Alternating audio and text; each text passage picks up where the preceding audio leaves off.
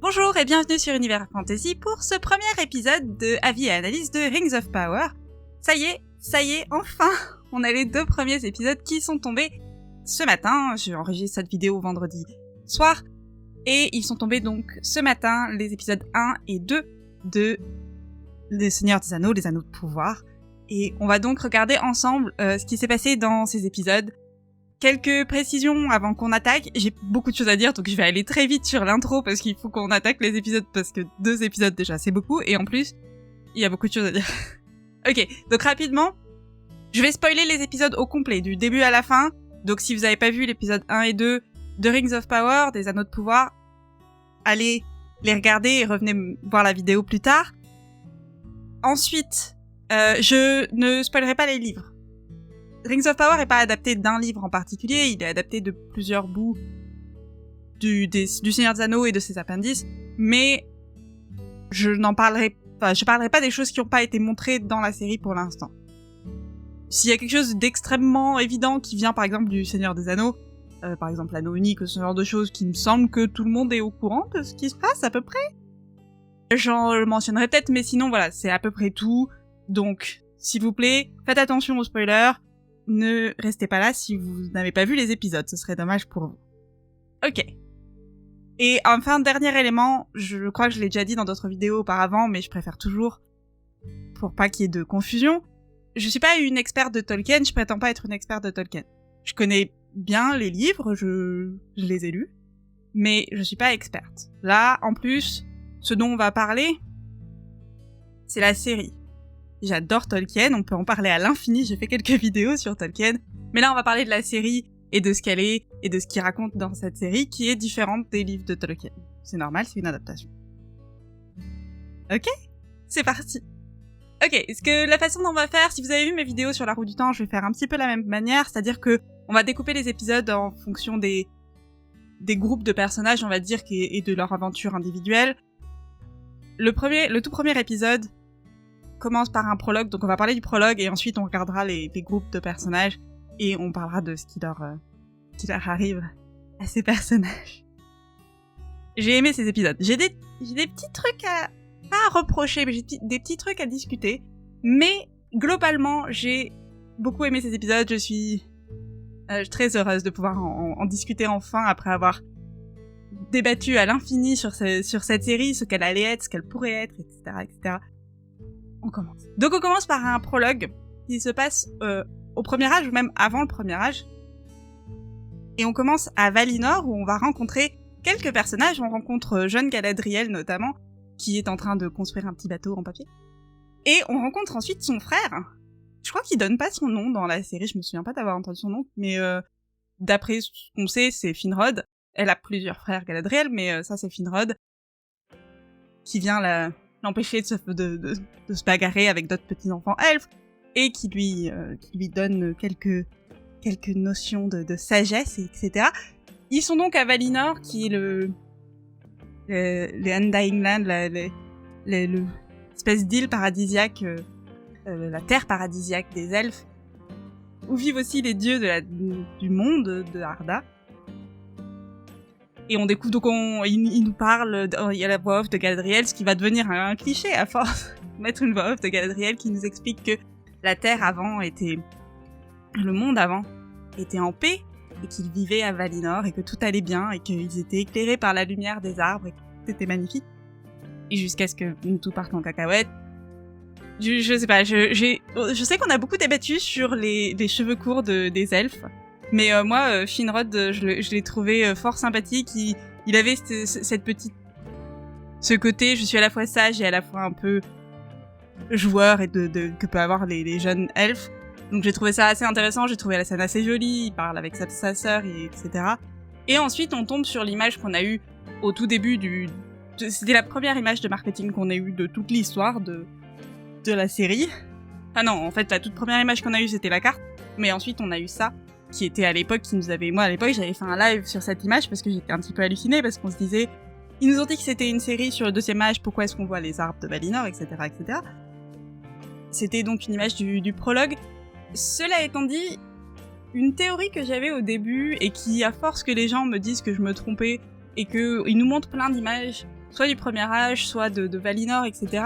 Je me disais que peut-être que j'avais tort, mais finalement j'avais plutôt raison.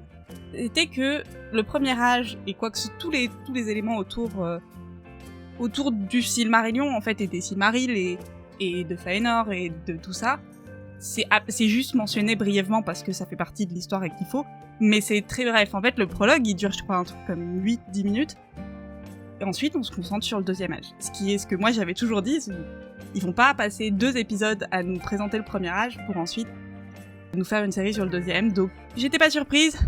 On nous explique que les images de Valinor sont évidemment splendides. Cette image, on en avait parlé à l'infini, on voit évidemment un peu mieux les arbres qui sont splendides. Et puis, malheureusement, au grand malheur, Morgoth débarque et nous détruit tout ça parce que c'est Morgoth et qu'il est pas sympathique. J'ai trouvé ça rigolo qu'ils arrivent à résumer des milliers d'années d'histoire où il se passe des choses. C'est pas pour rien que les fans de Tolkien, les livres, arrêtent pas de vous bassiner tout le monde avec le Silmarillion, avec mais au premier âge, parce qu'il se passe vraiment beaucoup de trucs au premier âge. Et la série, comme encore une fois, c'est pas là-dessus qu'elle se concentre. Elle résume donc tout ça en très peu de temps. Cette image est splendide. Globalement. Tout est absolument splendide. Comme je disais, il y a des petits éléments de scénario qui m'intriguent et où je me pose des questions. On va dire ça comme ça. Mais visuellement, je prends des screenshots, des captures d'écran pour préparer ces vidéos-là. Et à chaque fois, je prends une capture d'écran. Peu importe où est-ce que je m'arrêtais dans les 2 épisodes, l'image était toujours absolument magnifique. Le directeur de la photographie de la série mérite un Oscar. Je sais qu'on file pas des Oscars aux gens qui font des séries, mais il mérite un Oscar. C'est magnifique. Et donc là, on a la flotte des elfes de Fëanor qui quittent Valinor et qui se rendent en Terre du Milieu pour... information, c'est marrant que Galadriel fasse la voix off là-dessus, parce que Galadriel n'est pas dans ses bateaux, elle a quitté Valinor et elle s'est rendue en Terre du Milieu d'une autre façon officiellement dans les livres, mais c'est pas ça qui est intéressant évidemment. Comme je disais, on se concentre sur le deuxième âge et donc on débarque en Terre du Milieu. Si jamais il y a une confusion, parce que je sais que même moi des fois dans ma hâte d'avancer dans mes explications, je fais un peu de confusion. La Terre du Milieu, c'est pas le monde de Tolkien. La Terre du Milieu, c'est un continent. Le monde, c'est Arda. Et la Terre du Milieu, c'est un continent. Et ensuite, une fois qu'on arrive en Terre du Milieu, donc Galadriel nous dit que il rentre donc en guerre contre Morgoth et ses armées et toutes ses forces. Et on a parmi les images les plus spectaculaires qu'on verra sans doute dans la série jusqu'à ce qu'on arrive aux prochaines guerres. Mais je suis même pas sûre que ma capture d'écran rende quoi que ce soit.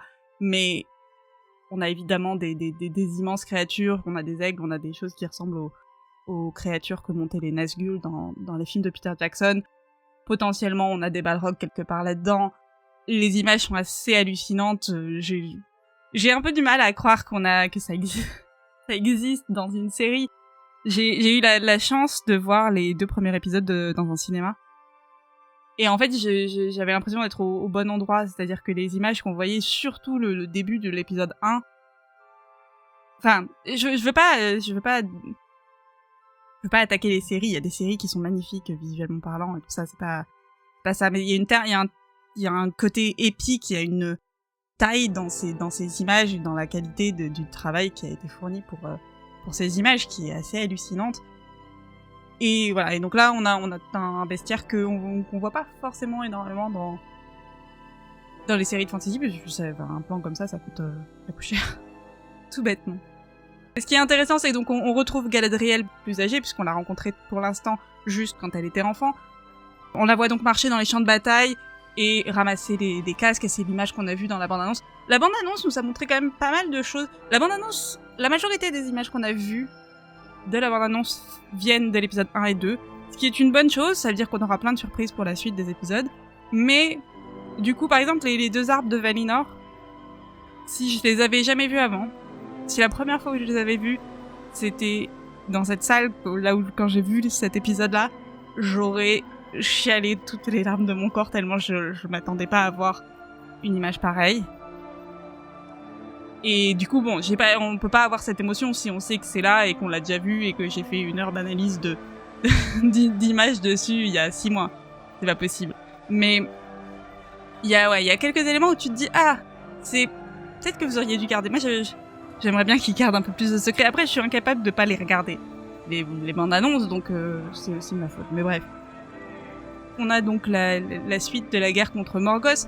Elle nous explique que ils ont vaincu Morgoth, ils ont eu l'aide un petit peu, mais ils ont vaincu Morgoth, donc les forces alliées, on va dire, ont vaincu Morgoth, mais malheureusement, son frère, notre ami Finrod, n'a pas survécu, et il aurait notamment été tué par Sauron, qui est l'un des lieutenants de Morgoth. Morgoth se fait donc capturer, il est plus du tout de la partie, mais Sauron, son numéro 2, on va dire, numéro 1, son numéro 2, est toujours là. Et donc, son frère, Finrod, a essayé de le capturer ou de le tuer, et a échoué, et est décédé, et s'est fait marquer par une marque qui serait la marque de Sauron. Ça, c'est une invention de la série. C'est assez intéressant, parce qu'ils ont fait en sorte que le conflit soit beaucoup plus personnel que ce qu'il n'est dans les textes. Il faut vraiment que j'arrive à me détacher des textes, mais le prologue, c'est difficile parce que c'est vraiment ancré dans le lore de Tolkien, mais c'est à partir de ce moment-là qu'ils ont commencé vraiment à faire un départ de Tolkien, mais c'est un départ que je comprends tout à fait parce que c'est toujours plus intéressant quand un conflit a un aspect personnel, quand il y a quelque chose qui concerne le personnage directement. Je pense. Ça permet de faire du travail de personnage un peu plus intense. Donc là, on a Galadriel qui nous dit en off toujours que à partir de ce moment-là, la tâche de son frère, qui était donc de capturer ou de tuer Sauron et de s'assurer qu'il n'y avait plus le mal en Terre du Milieu, est devenue sa tâche. Donc elle a pris la responsabilité et on voit très clairement évidemment qu'il y a un aspect « je veux me venger » de Sauron qui a fait du mal à ma famille, qui a tué la majorité de ma famille, voire toute ma famille. Comme je disais tout à l'heure, Galadriel dans le texte, faut vraiment que j'arrête, mais dans les textes elle a plusieurs frères et tout ça, pareil, là ils ont limité, mais je comprends tout à fait, il y a un aspect du, si on veut créer une relation émotionnelle, pas d'un coup introduire 447 personnages, il y en a déjà beaucoup des personnages, on va les voir juste après. Donc c'est tout à fait logique. Et on nous introduit, et c'est là pour l'instant la seule fois où on le voit, et depuis, on en parle beaucoup pendant les 2 épisodes, mais c'est la seule fois où on a une image de lui, et ensuite on ne le voit plus, ou alors peut-être qu'on le voit, mais qu'on sait pas que c'est lui. Donc notre ami Sauron, on savait tous que, c'est-à-dire que c'est pas particulièrement une surprise pour personne qui a une vague connaissance du Seigneur des Anneaux en général, que Sauron est l'un des Big Bad. Une fois que Morgoth est plus là, c'est le Big Bad. Donc ça, ils n'ont pas cherché à le faire en tant que surprise. Ce qui est intéressant, c'est qu'ils nous disent qu'à partir de là, les armées des elfes sont parties à la traque de Sauron et de toutes ses armées, et ont commencé à décimer, et qu'il y a quasiment plus, au moment où commence notre histoire, il y a quasiment plus aucun orc, en tout cas on les voit plus. Sauron a disparu depuis des centaines et des centaines d'années, et globalement, il n'y a plus aucune trace du mal sur la Terre du Milieu. Ok. Du coup, là, donc ça, c'est la fin du prologue. Je sais qu'ensuite, l'épisode, il enchaîne directement sur Galadriel, ce qui est logique quand on termine là-dessus, mais je vais la garder pour plus tard, parce que c'est le plus gros morceau de cet épisode de Galadriel. On va regarder d'abord ce qui se passe avec les pieds velus. Nos petits amis, les pré-hobbits. Je trouve que l'utilisation de la carte est un peu chaotique.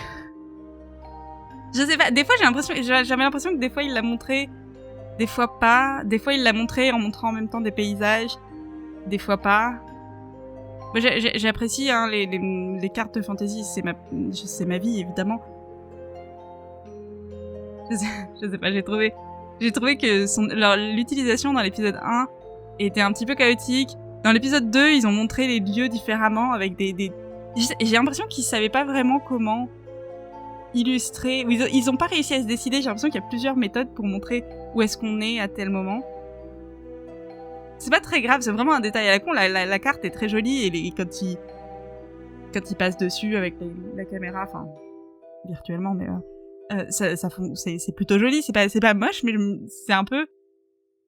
Je trouve que je sais pas, j'ai trouvé ça un peu incohérent. Bref, on est donc dans le Rhovanion et on découvre Nori, je crois.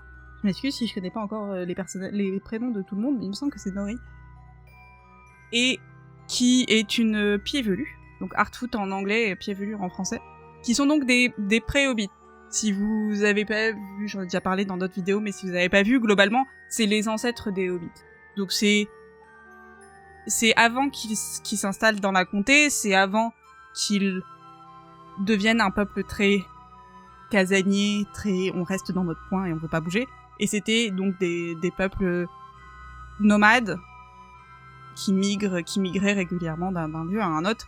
Et je crois que dans la série en particulier, ils les font vivre dans des espèces de caravanes, des petites caravanes pour les voir. Et donc Nori fait partie. Ça va être, je pense, l'un des personnages qu'on va suivre dans ce groupe-là. J'adore leur introduction. Et en fait, je me suis rappelé, quand ils sont apparus à l'écran, j'ai compris pourquoi ils les avaient rajoutés.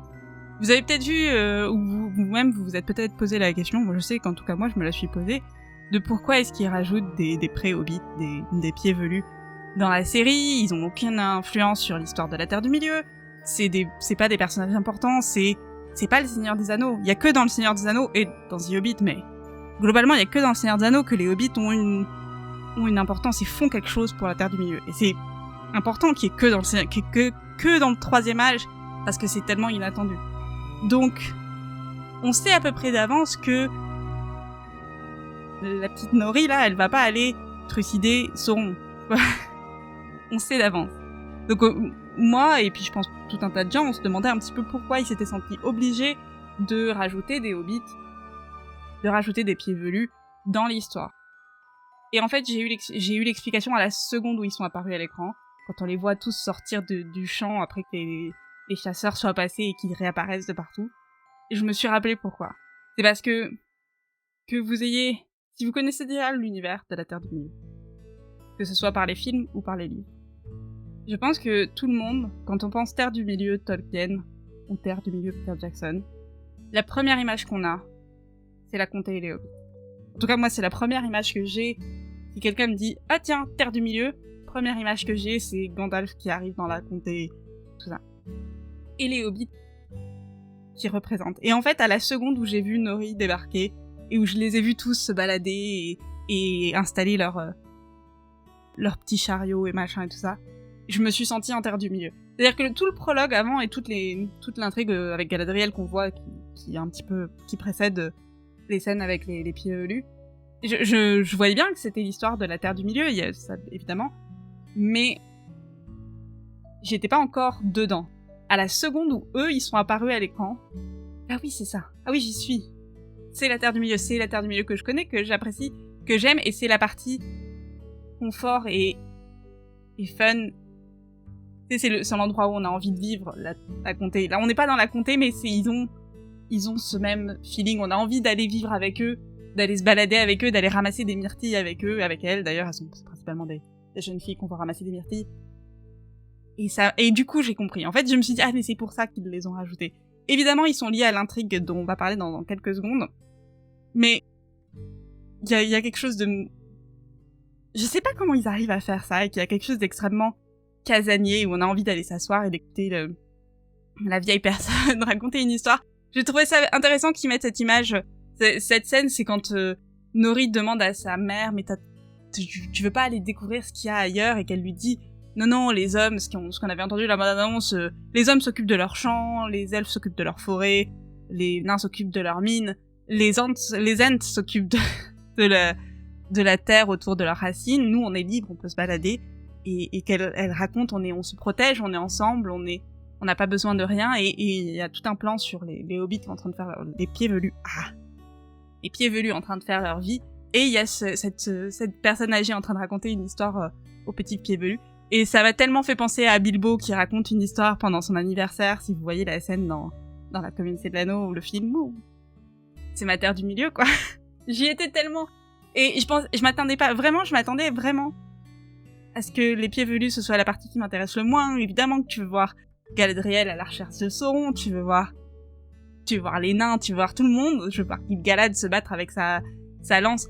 Mais en fait, non. En fait, c'est ça que je voulais. Je savais pas que c'était ça que je voulais, mais c'est ça que je voulais. J'étais tellement heureuse d'être là, je voulais rester avec eux. Ils sont tellement sympathiques. Évidemment. Donc, il se passe pas énormément de choses avec les pieds velus dans le premier épisode. Il se passe beaucoup plus de choses dans l'épisode 2. On en reparlera tout à l'heure. Mais, donc on les voit aller chercher des myrtilles. Il y a un loup qui se balade. Ils disent qu'il y a quand même des petits signes un peu étranges, un peu surprenants dans le coin, et on s'inquiète un petit peu. Mais sinon, tout va bien jusqu'à ce que un homme météorite tombe devant Nori. Et ça, ce sera évidemment pour l'épisode 2, on en reparlera. Enfin, je parlerai de l'épisode 2. Je fais l'épisode 1 et l'épisode 2. Je me suis demandé si je les mélangeais ensemble, mais il y a trop de trucs. Et si je fais comme ça, j'ai une possibilité de peut-être pouvoir couper au milieu si jamais ma vidéo, elle fait 4 heures. On sait pas. Si jamais vous regardez une vidéo qui dit partie 1, ou épisode 1 seulement, c'est que j'ai coupé en 2. Personne ne sait. Ok, donc ça c'est les pieds velus. Je les ai trouvés adorables et je veux vivre avec eux pendant quelques temps. Mais c'est vrai qu'il se passe pas énormément de choses avec eux dans l'épisode 1, c'est une introduction. Globalement, l'épisode 1 est une énorme introduction. On nous a introduit où en était Galadriel avec le prologue en grande partie, et où en était la Terre du Milieu à ce stade-là. Et ensuite, on va introduire un petit peu chaque personnage et où est-ce qu'ils sont quand l'histoire commence vraiment. La fin de l'épisode 1, l'histoire commence en fait. Ils ont vraiment pris le temps d'établir les choses une à une. La partie suivante dont on va voir, c'est les hommes, enfin le monde des hommes, on va dire. On retrouve donc un petit village dans le sud, et qui est surveillé. Donc oui, c'est un village dans une région qui, dans le passé, il y a plusieurs centaines d'années, voire plusieurs milliers d'années, a eu la mauvaise idée à l'époque de s'allier avec Morgoth, ce qui était une très mauvaise idée à l'époque. Sauf que c'était il y a des centaines et des centaines d'années, et qu'aucune des personnes présentes actuellement dans ce village ou dans cette région n'a pas connu ce moment, ces époques-là.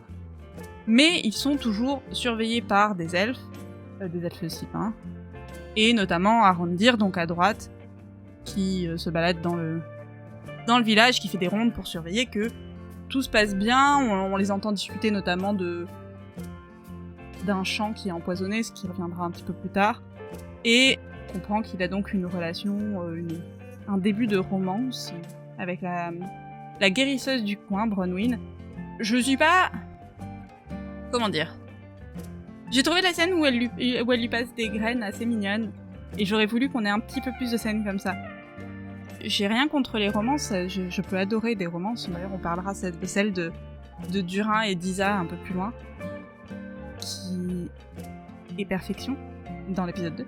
Mais j'aime voir les petits moments entre les couples. Donc là on comprend qu'ils sont pas vraiment en couple, mais qu'ils ont clairement une relation tous les deux, qui s'apprécient fortement, machin, mais qui peuvent pas, parce que c'est pas interdit les elfes et les humains, hein, c'est pas du tout interdit. Il y en a eu plusieurs dans l'histoire. Il y a son collègue qui lui mentionne un peu plus tard qu'il y en a eu 2 dans le passé, connus, et que les 2 se sont terminés en tragédie. Parce que oui, un elfe vit de façon éternelle, et les humains meurent au bout de 90 ans si t'as de la chance. Un peu plus si t'es numénoréen, mais la madame n'est pas numénoréenne, donc 90 ans pour madame, ça va passer comme un été pour Arondir. Mais voilà, en fait, je trouve qu'on est passé très vite, c'est-à-dire qu'on a eu une demi-seconde de « Ah tiens, on rigole un peu et on crée un début de relation qui peut être intéressant », à très vite, il faut qu'on passe à juste on s'envoie des regards mais vous savez qu'on est amoureux, et c'est un des trucs que j'aime moi en romance. J'aime que les romances elles soient construites sur une relation d'affection que l'on voit à l'écran. Bref, c'est un détail parce que ce qui va être intéressant, c'est ce qui va avec eux, c'est ce qui va se passer dans l'épisode 2. Encore une fois, on en discutera. Mais donc on les voit un petit peu, donc rapidement on comprend qu'il y a une relation là. On le voit ensuite parler avec son collègue qui se fout un petit peu de sa gueule et qui lui dit surtout que il devrait pas. s'intéresser aux humaines. C'était un peu surprenant l'interaction. C'est juste qu'on n'a pas vraiment vu d'elfes normaux, on va dire. Tous les elfes qu'on a vus dans toutes les représentations de l'univers de Tolkien, qui ne soient pas les livres, mais d'ailleurs même dans les livres, c'est tous des seigneurs ou des elfes importants et qui ont des conversations importantes quand on les voit. On n'a pas beaucoup vu de petites conversations entre deux couloirs, entre des elfes gardes dans un petit village moisi. Du coup, elle était surprenante cette conversation. Je sais pas si elle était bien ou pas. Je sais pas. Ça faisait vraiment The Office, quoi. Pourquoi pas. C'est l'un des intérêts de cette série d'ailleurs, c'est qu'on voit plus que ce qu'on a pu voir jusque-là. Qu'on voit les coins qu'on n'a pas vus de la Terre du Milieu et les personnages qu'on n'a pas vus encore. C'est juste que comme on n'a pas l'habitude, c'était un peu surprenant, je dois dire, la conversation entre les deux. Et ensuite, on apprend que la guerre est finie. La guerre est finie depuis un moment, mais que on en reparlera. Je suis pas dans l'ordre, du coup c'est confus. Mais bref, vous avez vu l'épisode, donc vous savez de quoi je parle. Gil-galad a annoncé que, officiellement, la guerre était terminée, et donc que les tours de garde il y a plus besoin, en gros. Parce que Morgoth était plus là, et tous les héritiers de Morgoth les lieutenants de Morgoth n'étaient plus une menace.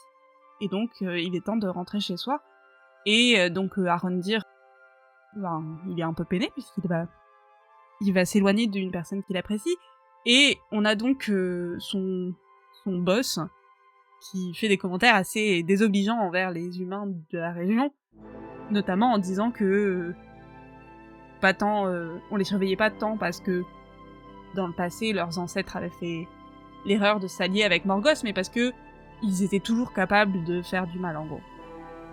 C'est un élément qui revient beaucoup, c'est évidemment central à cette intrigue-là, l'intrigue d'Arondir et de Bronwyn. D'ailleurs, Bronwyn en parlera un peu plus dans l'épisode 2. Il y a une espèce de discrimination entre les elfes et les humains, dans un sens comme dans l'autre. Encore une fois, on va voir Galadriel se faire juger à la seconde où des personnages humains vont découvrir qu'elle est elfe. Et c'est assez intéressant de voir comment ils vont s'allier. On sait que... Non, j'avais dit que je parlais pas. Spoiler. Au final, la majorité des êtres vivants de la Terre du Milieu ne veulent pas que Morgoth ou Sauron règnent. Et donc c'est intéressant de voir qu'il y a quand même des conflits. Il y a eu beaucoup de conflits entre les humains et les elfes dans l'histoire, mais il y a eu aussi beaucoup de moments où ils ont été alliés. Et donc c'est assez je trouve ça assez intéressant, ça va créer du conflit et ça crée aussi... Ça montre aussi que les elfes, ils sont très très loin d'être parfaits. Et que ils ont aussi des préjudices qui sont pas justifiés dans ce cas-là.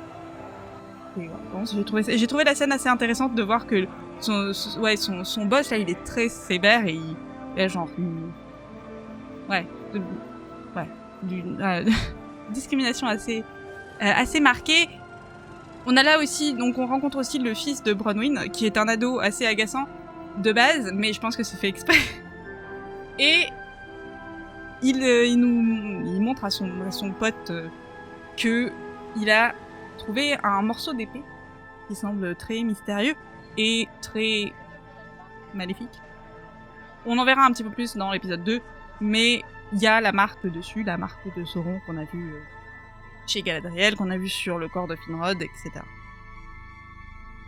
L'épisode se termine avec Arondir et Bronwyn qui se rendent dans un village où il y a une vache qui allait se nourrir dans un truc d'herbe empoisonnée, et ils se rendent donc au village d'où vient Bronwyn, et ils le découvrent complètement brûlé.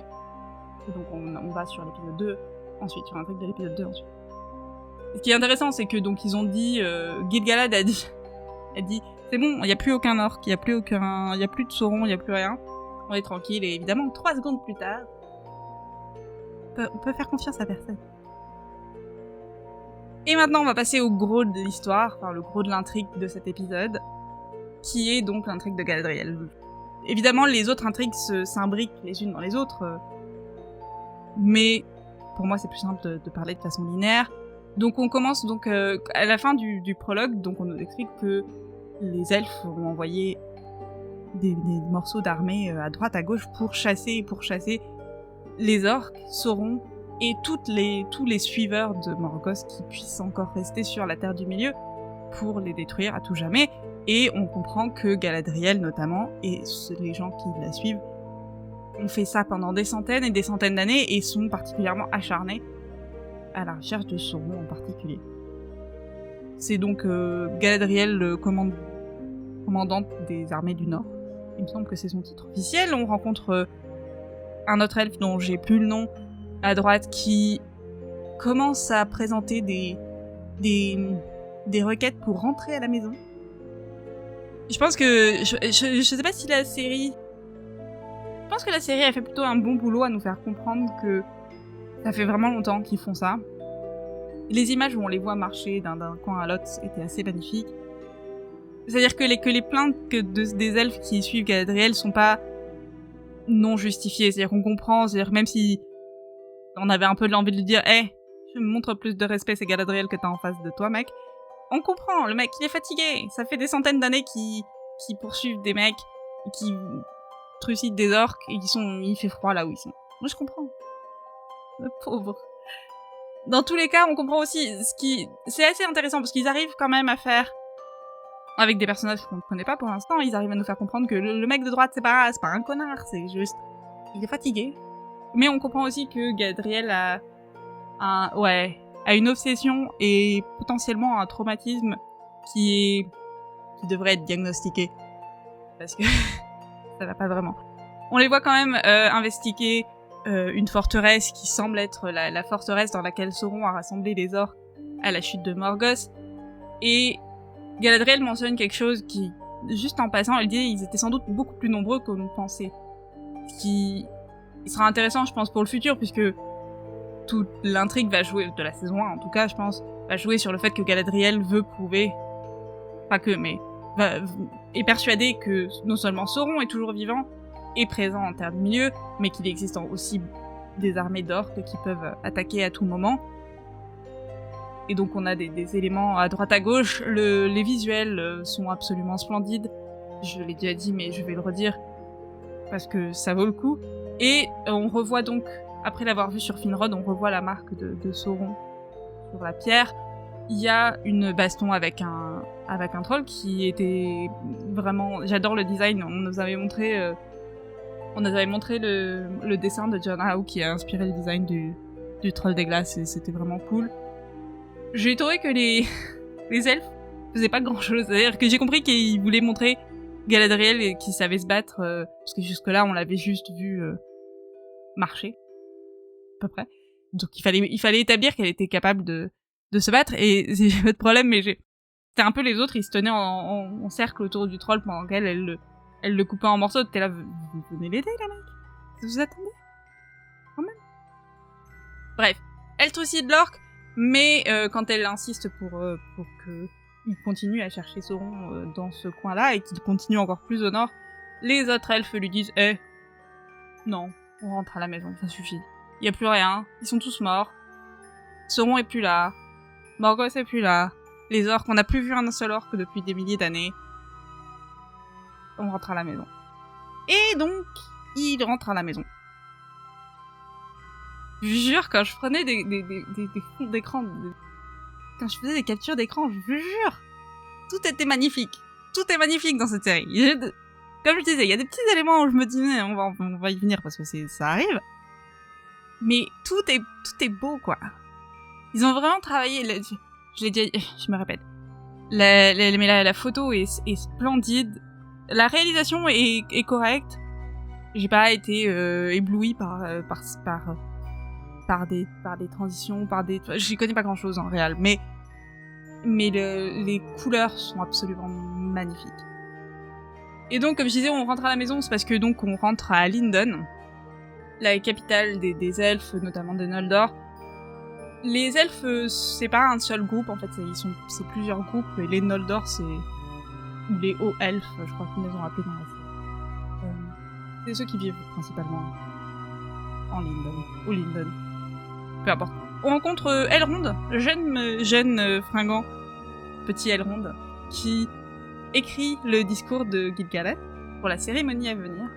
On sait pas que c'est ça qu'il est en train de faire, mais on comprend un peu plus tard. Et c'est l'un de mes personnages. On le voit plus dans l'épisode 2. Mais à date, c'est l'un de mes personnages favoris. J'adore la version un peu jeune et insouciante de Elrond, et surtout j'adore le Elrond de politicien, stratège et tout ça. On va en discuter. Mais donc, on comprend que il est assez ami avec Galadriel, donc il est très heureux de la revoir. Ils discutent un petit peu ensemble de Valinor, ce qui est très intéressant. Parce que ils sont devant... Il y a tellement de références. Je sais qu'il y a plein de gens qui vont être assez mécontents de certains écarts qu'ils ont fait avec les textes de Tolkien. Moi, j'ai fait la paix avec ce genre de choses depuis très longtemps. Ça fait trop longtemps que je lis des livres qui sont adaptés, je lis des comics qui sont adaptés, etc., etc., etc. Et je sais qu'une adaptation, c'est pas mot pour mot ce qu'il y a dans le texte. J'ai aucun problème avec la majorité des changements. Il y a un truc qui me chiffonne. On y vient dans genre 30 secondes. Mais il faut reconnaître quand même, j'espère que les gens qui seront mécontents parce qu'ils ont pris trop d'écart reconnaîtront quand même qu'il y a des tonnes et des tonnes et des tonnes et des tonnes de références à Tolkien partout. Le nombre de détails qu'il y a, je pense que c'est ça que l'argent a payé. En plus des effets spéciaux, des machins, des trucs qui sont évidents, je pense que c'est ça qu'a payé le budget monumental de cette série. Ça a payé que, j'ai pas l'image sous la main, mais sur le manteau d'Elrond, il y a un mec qui a écrit en elfique derrière qu'il est le fils d'Erendil. Que sur le moindre bout de tissu, la moindre arme, le moindre outil, le moindre petit bout de pierre à droite, à gauche, il y a des choses qui sont gravées. Là, ils sont en train tous les deux de regarder une peinture ou une tapisserie d'un bateau qui va vers Valinor. J'ai une petite idée de qui pourrait être sur ce bateau. Oh, c'est pas spécifique, mais à mon avis, c'est Erendil, donc le père de Elrond. C'est pour ça que Elrond tourne la tête, c'est-à-dire qu'il arrive, il dit bonjour à Galadriel, et ensuite, immédiatement, il regarde cette tapisserie. Je pense que ça, c'est assez important en termes d'histoire. Je me demande s'ils vont expliciter l'histoire d'Elrond. L'histoire d'Elrond, si vous la connaissez pas, elle est assez fascinante. Je veux pas la spoiler parce que ça pourrait être un élément qu'ils vont mettre en avant, je pense, parce qu'ils vont vraiment... J'ai l'impression qu'ils vont vraiment explorer le personnage d'Elrond, ce qui est trop bien. Mais donc, et son histoire personnelle avant ce stade-là, donc sa jeunesse, est assez fascinante. L'histoire de ses parents notamment. Et la suite de son histoire va être aussi assez fascinante. Je sais plus où j'en étais. Ah oui, sur le fait qu'il y avait des détails de partout et que c'était magnifique. C'est magnifique. Et on les voit, ils discutent ensemble, et ce qui est intéressant, c'est que... C'est ce que je disais tout à l'heure, c'est que on voit Elrond tel qu'on l'a pas vraiment vu jusque-là. Dans Le Seigneur des Anneaux, on prend les films de Peter Jackson, c'est Elrond qui est le leader de Rivendell, qui est écouté, à qui on fait confiance pour sa sagesse, etc. Pendant les Anneaux de Pouvoir, il est beaucoup plus jeune, et il a autour de lui des gens qui sont beaucoup plus âgés et beaucoup plus expérimentés que lui. Et il est j'allais dire le conseiller, mais il est pas le conseiller. Dans les textes de Tolkien, il est le héros de Gil-galad. Il est clairement l'une des personnes qui écrit ses discours. Il est stratège et politicien. Galadriel lui reproche un petit peu d'être politicien d'ailleurs. Elle lui dit, je comprends pas. Je dis pas ça comme si c'était mauvais. Et ça va être intéressant de voir si c'est bon ou mauvais. On le voit beaucoup dans l'épisode 2, mais là on le voit aussi il est très bon pour persuader les gens de faire les choses que lui, ou que Gil-galad, le roi, veut que ces personnes fassent. Donc là, il arrive à persuader Galadriel d'attendre que la cérémonie, dont on ne sait pas encore ce que c'était jusque-là, soit terminée avant de parler à Gil-galad. Elle veut absolument une audience avec Gil-galad pour récupérer une nouvelle armée, puisque son armée d'avant l'a abandonnée, pour retourner dans le nord et chasser à nouveau Sauron. Et toute la conversation entre les deux est vraiment fascinante, parce que d'un côté, on sent Elrond qui comprend que il comprend, croyez-moi, il comprend que la chasse à Morgoth, il comprend l'importance de chasser le mal, mais clairement, il veut, un peu comme Gil-galad, il veut passer à autre chose. Enfin, on a passé des millénaires à faire ça. Hein. Let's move on. Et donc, il veut la persuader de lâcher, de pas lâcher. Et donc, elle accepte d'aller à la cérémonie. Et donc, pendant la cérémonie, on avait vu quelques images, on se demandait tous ce que c'était, mais donc en gros c'est les gens qui ont participé donc à la chasse de Sauron, à la chasse des orques, et qui ont éliminé, d'après Gil-galad en tout cas, le mal de la Terre du Milieu, sont récompensés et honorés pour leurs braves actions et pour leur courage. Et donc on voit Gil-galad donner un discours. J'adore, c'est les petits détails que j'aime bien, où on voit Elrond dire le discours en même temps. C'est un détail idiot, mais c'est le genre de truc qu'on n'a pas vraiment vu en fait dans Le Seigneur des Anneaux ou ailleurs. Les éléments très politiciens, très plus terre à terre en fait des elfes, c'est assez intéressant. On a l'élément qui m'embête un petit peu. Gil-galad, donc le haut roi Gil-galad, le haut roi des elfes, qui annonce que donc les gens qui sont en face de lui, qui sont récompensés pour leur bravoure, ont été autorisés à retourner à Valinor. On leur a autorisé le passage à Valinor. Ok, promis, je ferai pas ça tout le temps. Je peux pas m'en empêcher parce que c'est le Gil-galad. C'est marrant parce que Gil-galad c'était vraiment le personnage où quand je l'ai vu, je me suis dit, oh, ça va être trop cool, j'ai trop hâte de le voir, et pour l'instant, c'est celui avec lequel j'accroche le moins. Sauf une image à la toute fin, mais j'ai pas de problème avec le Gil-galad politicien. C'est juste je suis un peu embêtée par on offre la possibilité d'aller à Valinor. Parce que jusque-là, moi, ma compréhension du retour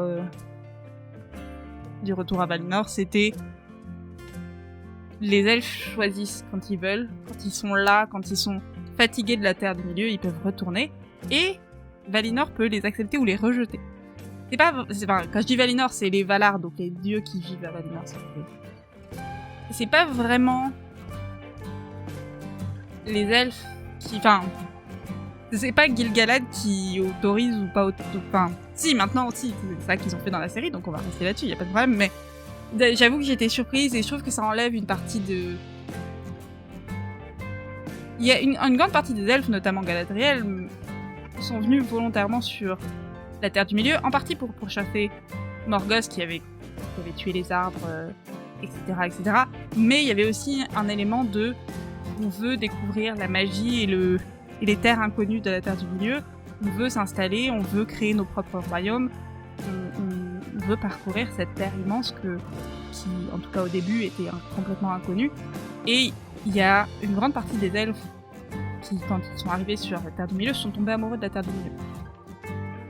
Là, c'est présenté comme bon, on est en Terre du Milieu parce qu'il faut qu'on le soit pour chasser les restants de l'armée de Morgoth, et la récompense, c'est le retour à Valinor. Je sais pas, je m'attendais pas à ça, c'est tellement pas... C'est pas un énorme départ du lore de Tolkien, c'est un départ par rapport au texte, mais...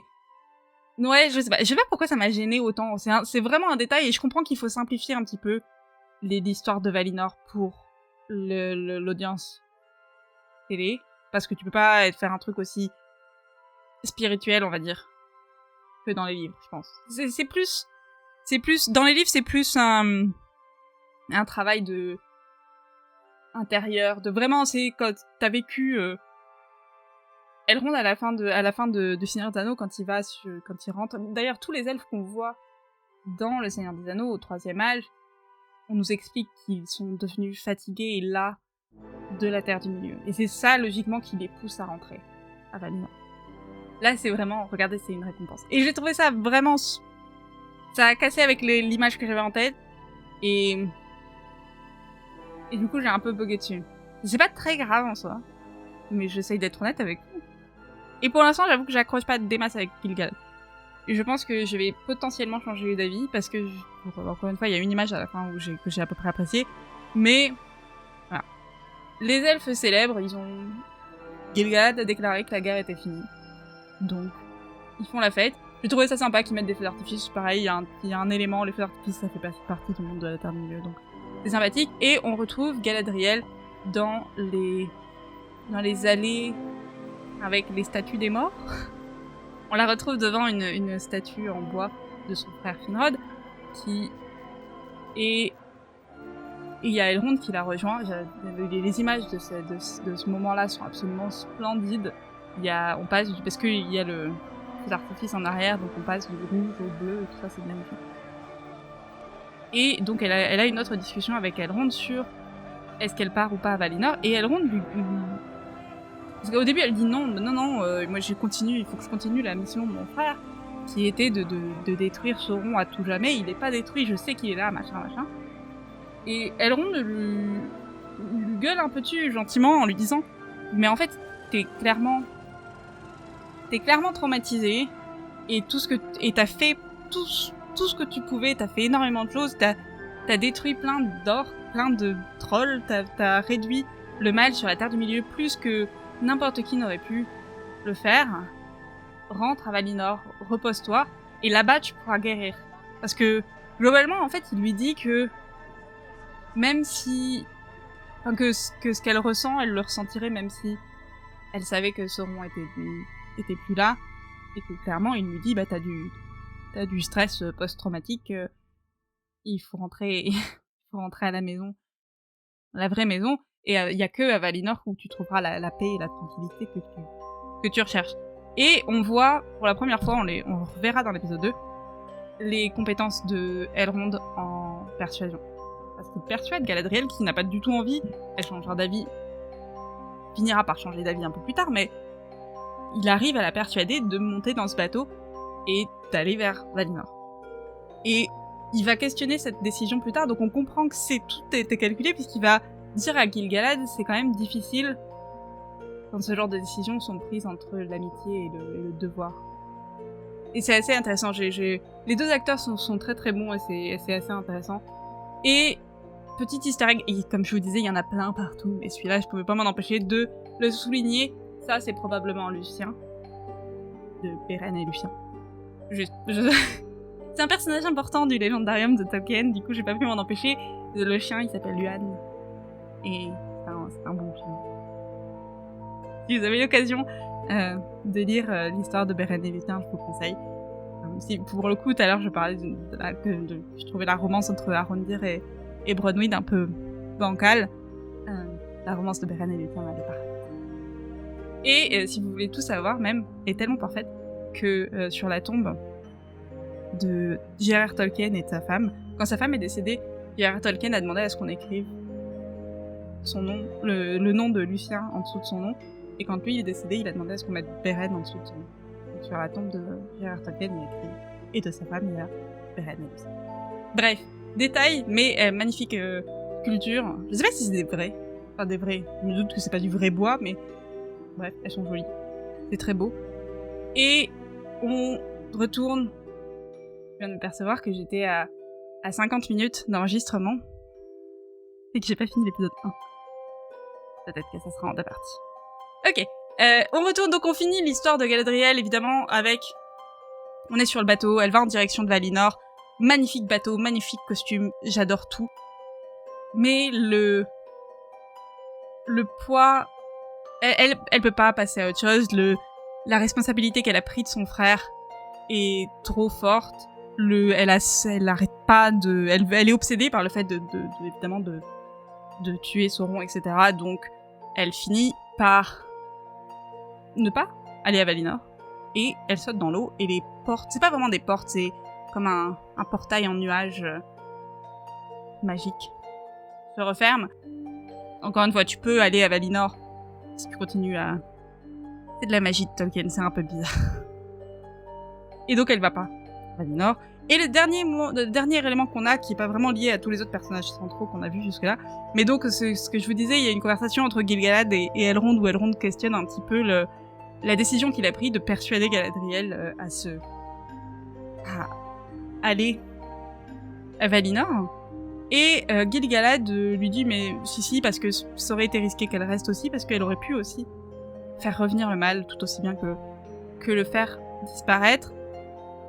Mais on a une mission pour toi mec, tu vas aller voir notre ami Celebrimbor et tu vas l'aider à réaliser des œuvres. Si j'ai adoré ce moment, j'étais tellement heureuse de voir Celebrimbor. Celebrimbor évidemment va être primordial pour toute l'intrigue de la série. Je vous dirai pas pourquoi si vous savez pas qui c'est. Mais Elrond dit que évidemment il le connaît, c'est-à-dire que Gil-galad lui demande est-ce que tu connais Lord Celebrimbor, et Elrond dit oui évidemment. Et je trouve ça, il dit j'ai admiré ses œuvres toute ma vie. J'ai trouvé ça rigolo qu'il soit un peu un fanboy, qu'il y ait des célébrités chez les elfes. Et donc on voit Celebrimbor qui arrive et je sais pas pourquoi. Je sais que tout le monde a questionné le choix d'acteur. Moi, la première. J'étais surprise qu'il ait pris un acteur aussi âgé, désolée. Mais en fait, à chaque fois, maintenant, on l'a vu un petit peu dans les bandes annonces, et on l'a vu à la fin de cet épisode. Et en fait, je suis vendue. Je sais pas qu'est-ce qui fait que je suis vendue, mais il y a quelque chose dans la façon dont il le joue, je suis vendue. Et on en reparlera beaucoup dans l'épisode 2, mais je suis vendue. Ouais, j'aime son interprétation. Il est tout souriant, il est tout gentil. Et il est passionné, on va le voir dans l'épisode 2. Mais donc on nous prépare pour la suite des épisodes. Donc là, on a clairement tous les éléments en place. Donc, Elrond part pour aider Celebrimbor. Galadriel est toujours obsédée par trouver Sauron et détruire le mal et tous les orques qu'elle peut trouver, et elle est bloquée au milieu de l'océan. Un mec est tombé en face de Nori, la petite Nori, depuis les étoiles, et on sait pas qui c'est. Et Arondir et Bronwyn sont dans une romance impossible, dans un coin particulièrement dangereux où se passent des choses très surprenantes et très sombres. C'est la fin de l'épisode 1. On a quand même une dernière image, et c'est la seule fois où, comme je vous dis, jusque-là, avec Gil-galad, c'est sans doute l'élément où j'étais le plus pas à fond. Jusqu'à ce qu'il y ait ce moment-là. Il y a une feuille qui tombe, et il la ramasse, il la retourne, et il y a des trucs noirs dégueulasses qui va sur la feuille, et la caméra se retourne, et on le voit très préoccupé. Et moi, ça, c'est le Gil-galad que j'avais en tête. Je sais, c'est pas bien, on devrait pas se faire des images en tête avant de voir quelque chose, mais malheureusement, j'ai lu les trucs, du coup j'ai machin. Et le Gil-galad ultra méfiant, qui fait pas confiance, qui va faire qui va se battre contre Sauron, moi c'est ce Gil-galad que j'ai en tête, et là je l'ai vu. Et du coup là j'ai retrouvé un petit peu confiance en Gil-galad, on verra, c'est juste une image pour l'instant. Mais à confirmer. Ça, c'était la fin de l'épisode 1. Et comme prévu, la vidéo est trop longue, donc je vais la couper en 2 morceaux. Vous avez eu donc tout l'épisode 1 dans cette première vidéo, et l'épisode 2 sera dans une autre vidéo. Désolée. Vraiment, j'ai pas pu m'empêcher de raconter plein de trucs, j'ai divagué un petit peu, j'ai beaucoup trop parlé des spéculations et des choses à droite à gauche, mais ça faisait longtemps que j'avais pas fait ce genre de vidéo, j'espère que vous avez apprécié quand même. Merci beaucoup de m'avoir écouté, et on se retrouve très très bientôt pour l'épisode 2 sur Univers Fantasy. À bientôt!